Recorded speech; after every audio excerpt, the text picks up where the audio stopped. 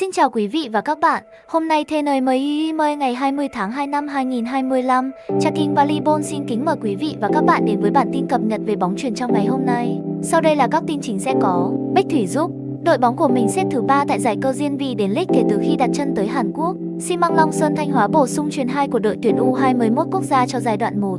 Vị trí phụ công đội tuyển nữ quốc gia năm 2025. Cuộc chiến không khoan nhượng.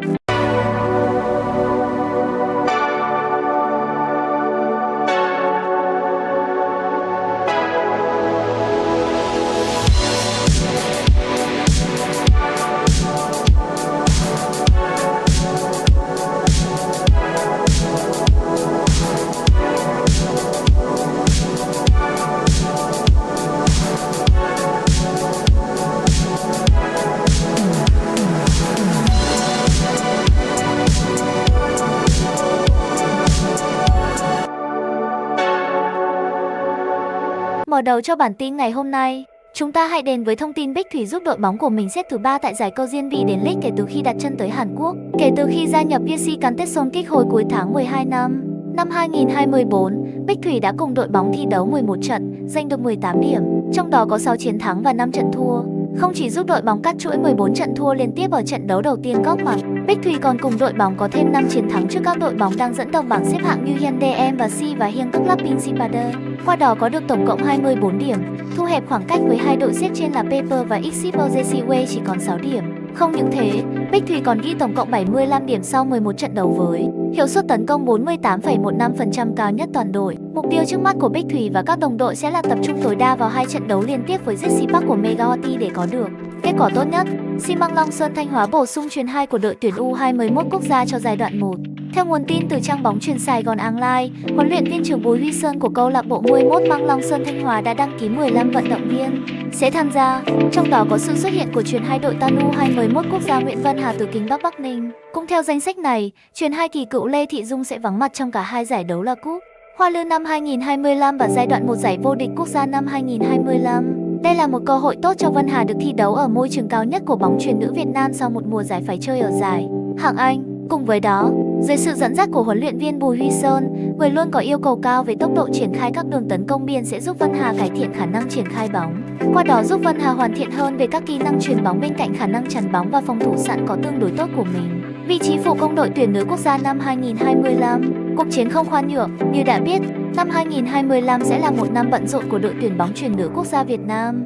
Trong năm nay, chúng ta sẽ thi đấu ở rất nhiều giải đấu như AVC Challenger Cup, VTV Cup, C5 League, World Championship, SEA Games. Vì vậy, việc lựa chọn tập trung các vận động viên cho đội tuyển sẽ rất quan trọng. Theo đó, trong năm 2025, đội tuyển nữ quốc gia sẽ được tập trung tối đa 20 vận động viên. Cùng với đó, có thể số vận động viên thi đấu ở vị trí phụ công được tập trung sẽ là 5 hoặc 6.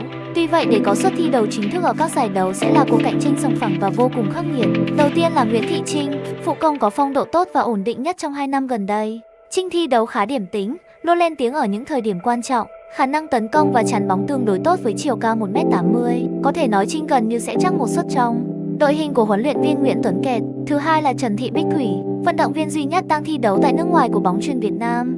Bích Thủy đang có phong độ khá tốt trong màu áo Gixi Cantec khi luôn ghi điểm mỗi khi được trao cơ hội. Cùng với đó, Thủy đã cải thiện đáng kể khả năng chắn bóng của bản thân khi thi đấu ở giáo sư Lê Thanh Thủy, phụ công xinh đẹp của MP nhà băng Ninh Bình. Cùng với Nguyễn Thị Trinh, Lê Thúy tạo nên cặp phụ công thi đấu ổn định trong các giải đấu gần đây cho Ninh Bình.